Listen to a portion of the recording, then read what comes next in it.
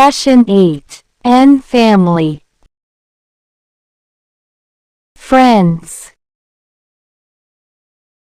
He is Ben. He is Ken. Ben and Ken are friends. They met when they were 10. Now they are men. I am happy we met when we were 10, said Ben.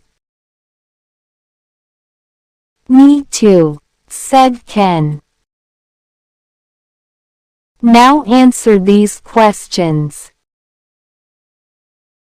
You can answer these questions in the comment box below. Question 1. What are their names? Question 2. When did the men meet? Question 3. How do the men feel about being friends? Thanks for watching, and don't forget to subscribe and share World Pointer.